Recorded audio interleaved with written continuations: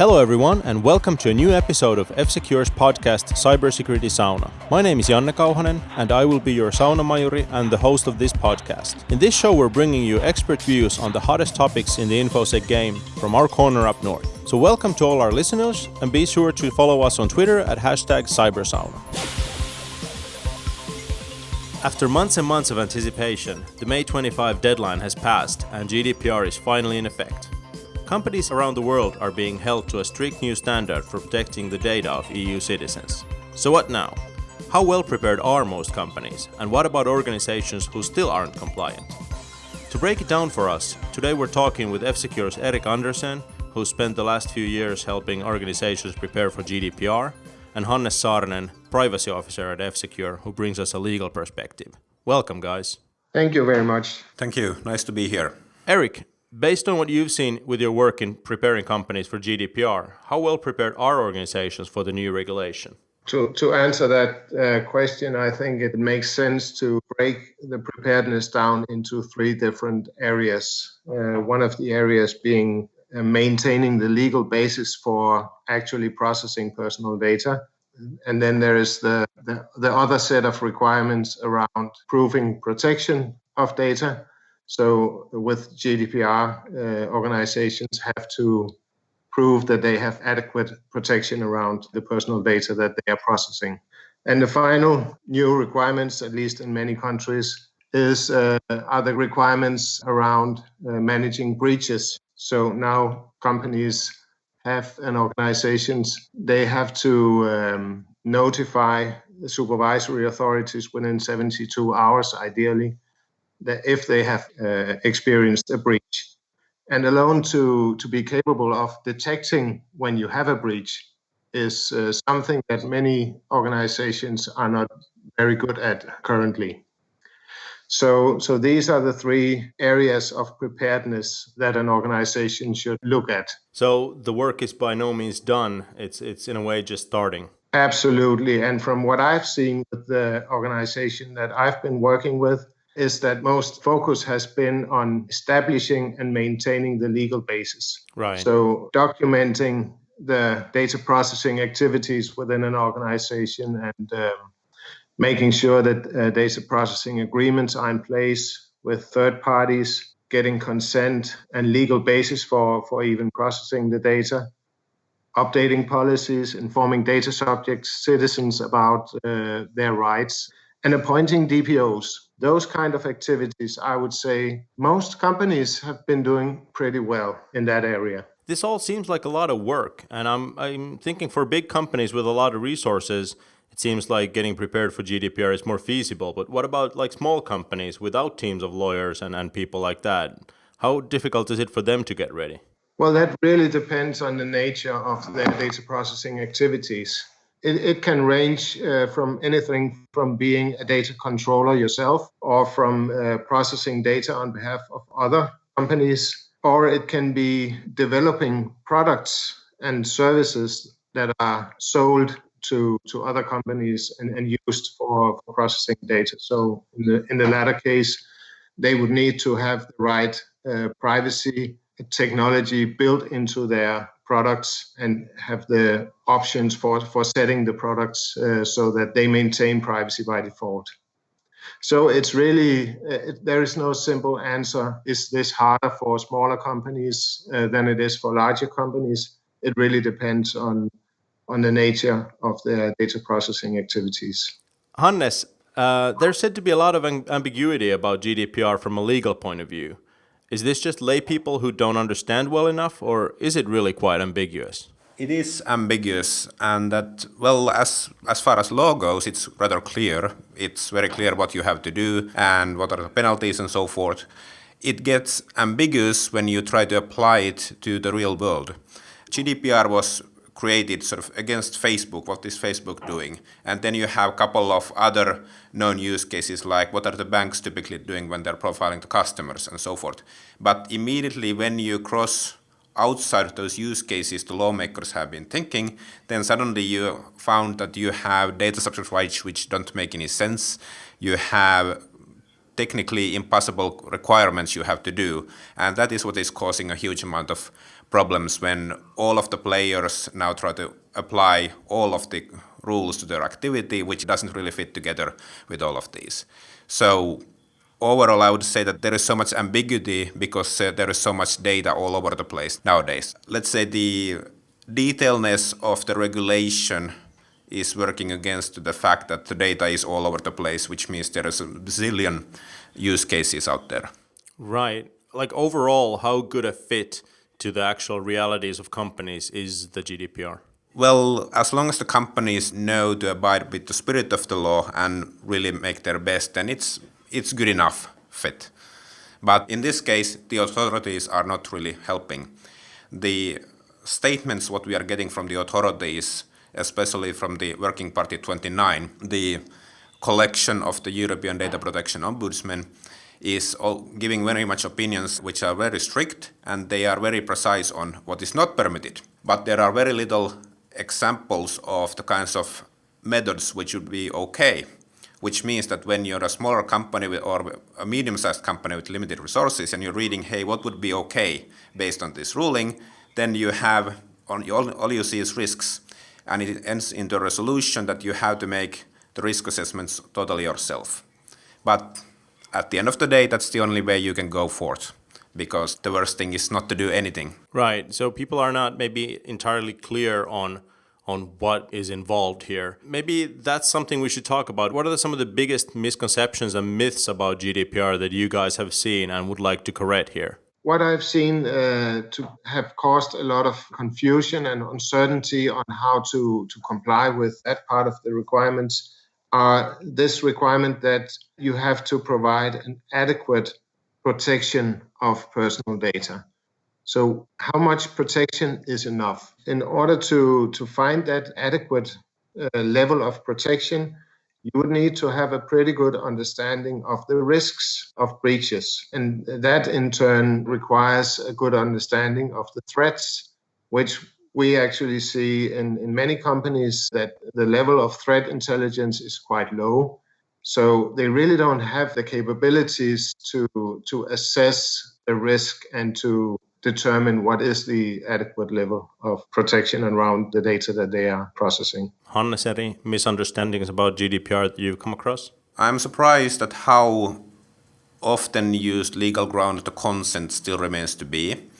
And that's also seeing in all of those GDPR-induced spam what all of the people are getting nowadays, when everyone is asking you to renew your consent. While actually one of the best things which were evolving into GDPR during its implementation and lawmaking process was that the consent was no longer the central form of getting legal grounds for processing personal data, but you have the legitimate interest, for example, or contract performance. All of these which are much more suitable, not so restricted, and make life much easier for everyone. And hence I see the prevalence of consent being relied on, simply causing gray hairs to everyone. You might actually compare consent to stuff if you go to a supermarket and you buy a can of Coca-Cola.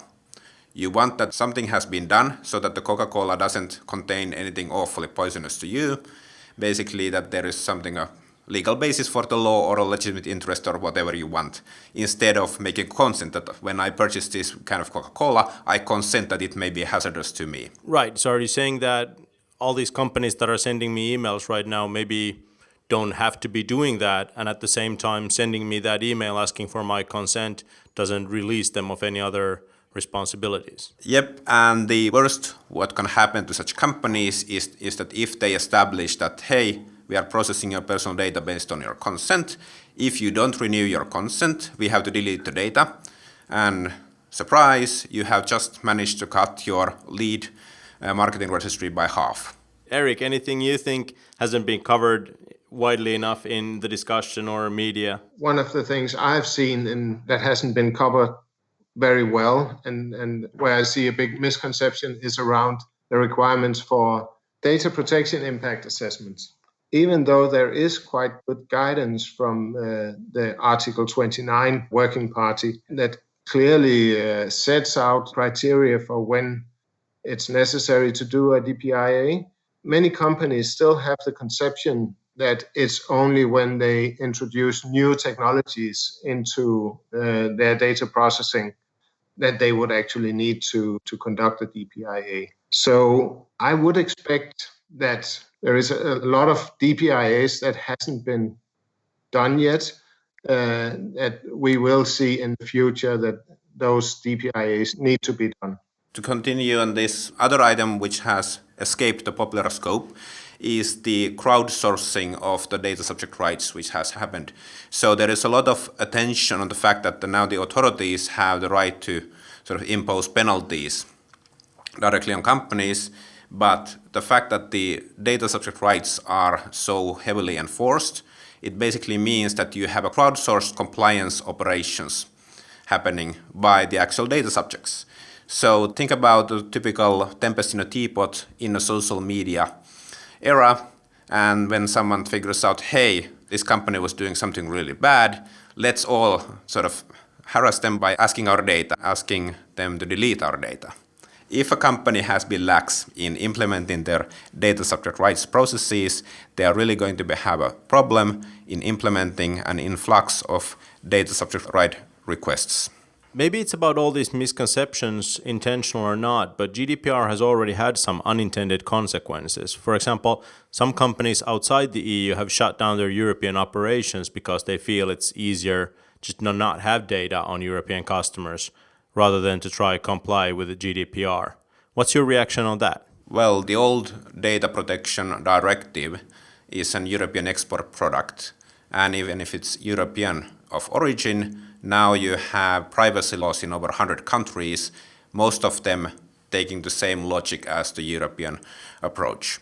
And with the Europe sort of increasing the requirements, I would presume that the other countries will follow suit. So if you discontinue doing business in Europe because of GDPR, you get a temporary escape, but it's not going to last forever. At the other end of the scale, we got companies like Facebook recently announced that they're going to be sort of upping their game to GDPR level globally. If I may add to that, I think that some of the reactions that we have seen, maybe mainly from US companies around that they don't feel it's fair. It's not a fair regulation. But I think they're missing out a very important point about personal data. And that is that it is not their data. Some of these organizations and companies, they have been working in a sort of a Wild West era, and they have considered everything they find, every data they find, to be their own, and they have regarded it to be their right to use it as they see fit. So they simply don't get the point that it's not their data.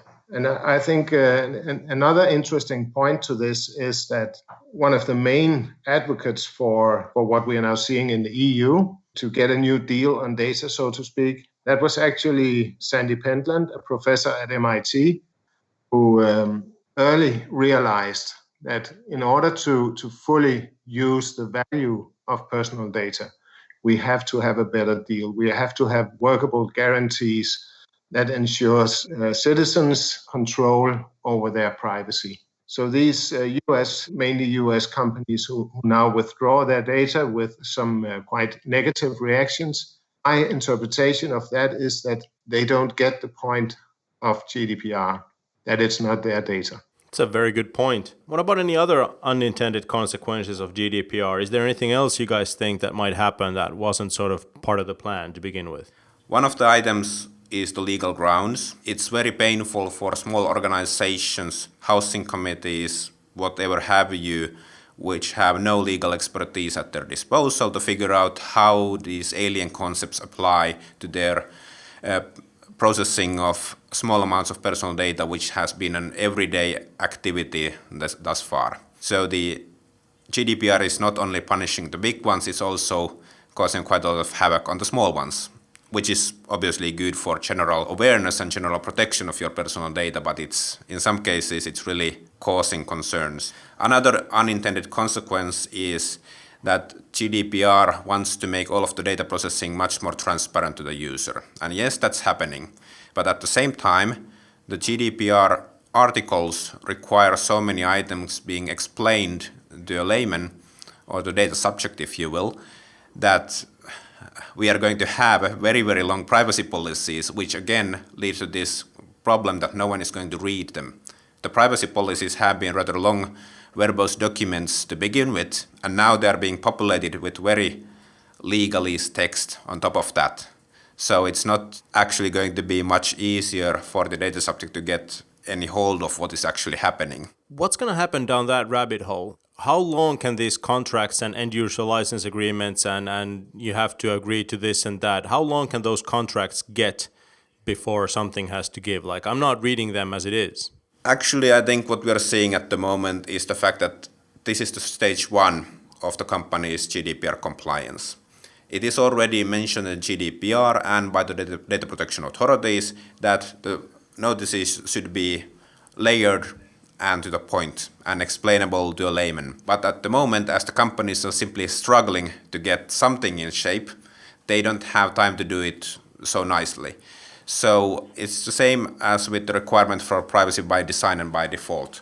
There are items that even if a company is GDPR compliant by now, you also still have this second level aspirations there, that how you can be compliant on a fluent manner and not merely sort of somehow meeting the requirements. One of the things under GDPR is that companies will have just 72 hours to disclose a breach once they learn of it. How realistic is this for most companies? There are two important stages in that. The first is to realize that you have a breach, and the GDPR says that you have to establish reasonable detection mechanisms so that you will detect when there is a breach. So you can't hide behind the fact that I didn't know there was a breach. Yeah, exactly. So you could avoid the 72-hour rule by just saying, well, we never realized that we had a breach.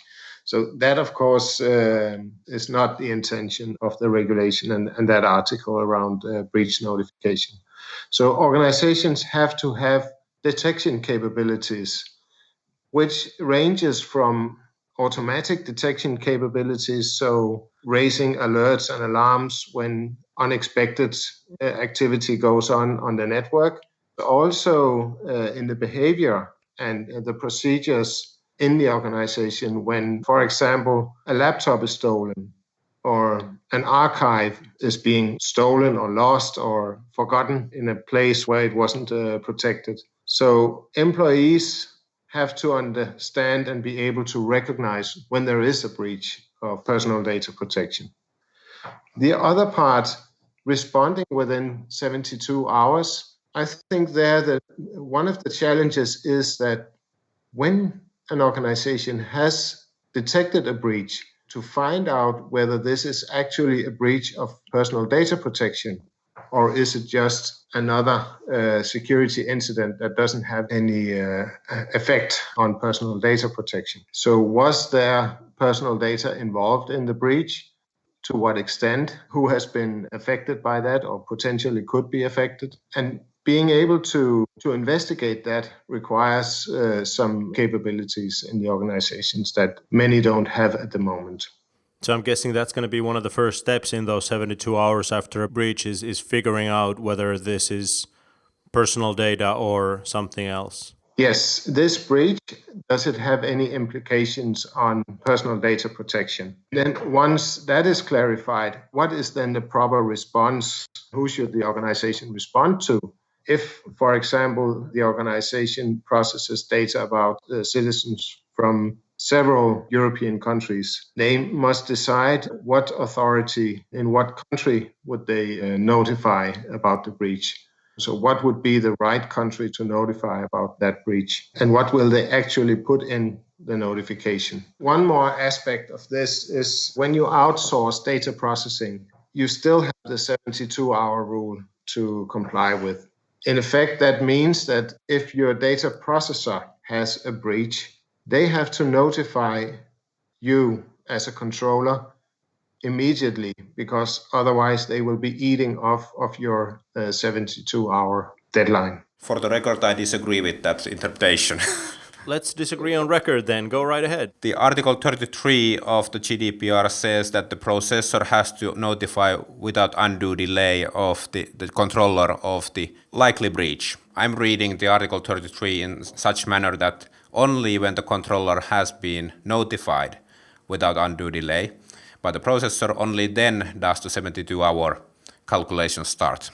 Yeah, but if you look at Article 29 guidance on how to handle breach notification, they actually state that in principle the 72-hour clock starts from the minute where the processor is aware of the breach.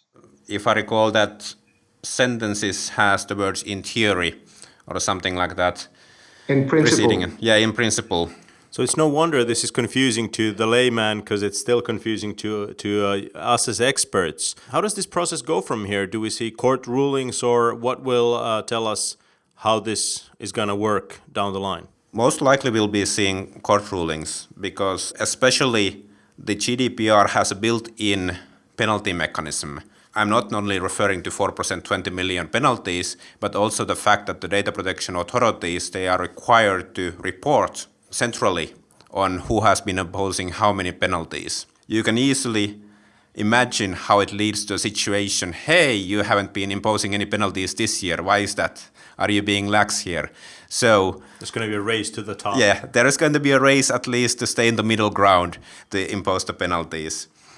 So, but that being said, even if I'm criticizing the penalties quite often, they have the good point that no one would do anything on the prevalent misuse of personal data absent of those penalties. The penalties were the thing which were actually raising the boards of directors in all of the companies. So I consider the penalties as having a significant factor as a call to action vehicle. And they also have other impacts, but that has been the most important use for the penalties. Well, let's talk about those penalties a little bit. You quoted 20 million euros or 4% of the global revenue. These numbers have received a lot of media attention. What gets less play is that there are other repercussions available in Article 58 as well. Warnings, reprimands, orders, limitations or bans, withdrawing certifications, things like that. Do you think we're ever going to see the maximum fines at all? Or are we in fact going to see them right out of the gate just to show everyone that GDPR means business? I think that we are not going to see them right out of the gate. I mean, most of the countries themselves are not ready for the GDPR. There is not enough data protection authorities personnel on looking after these. There are no laws in place in all of the member states which would empower the same data protection authorities to penalize on these. But if you compare the maximum fine of 12 million or 4% to sort of fines you can get on antitrust behavior, then in such case, I mean, this is peanuts in comparison. So I can very well see that we will go to the top in some major international cases. I concur with Hannes on that we will not probably not see a lot of cases where the big fines being issued. And one of the reasons being that we are still waiting to establish good practice around this. We're still waiting for code of conducts for different industries, certification schemes. And before we have that, there will be a lot of room for interpretation, especially about what is proportional, what is reasonable to use the data for in certain cases, certain types of data processing, and what is expected level of protection. But once we have the certification schemes and once we have defined these code of conducts for different industries and different data processing activities, I think we will see an increasing use of fines, because then you would have a more established grounds for issuing the fines. What about companies who know that they're still not compliant with GDPR today? Should they be scared? What's your advice for them? Well, the previous law has been in force for 20 years. So the company who knows that they are not going to be compliant, then they are caught for the first year at least. I mean, it takes approximately 1 year for a company to get somehow their act together and become compliant at minimum. So they kind of can only wish that they get lucky during the next year. But sort of the company shouldn't think this as a project which is ending. They should think this as a project which is going to go on for at least a decade from here on. And hence that kind of company doesn't have really any other feasible option than simply establishing now their project management responsibilities and start working. And then they can hope that they are compliant on the fall of 2019. All right, that's all we have time for today. Thank you guys for joining and walking us through this GDPR mess. Thank you. Thank you. That was the show today. I hope you enjoyed it. Please get in touch with us through Twitter with the hashtag Cybersauna with your feedback, comments, and suggestions. Thanks for listening, and be sure to subscribe.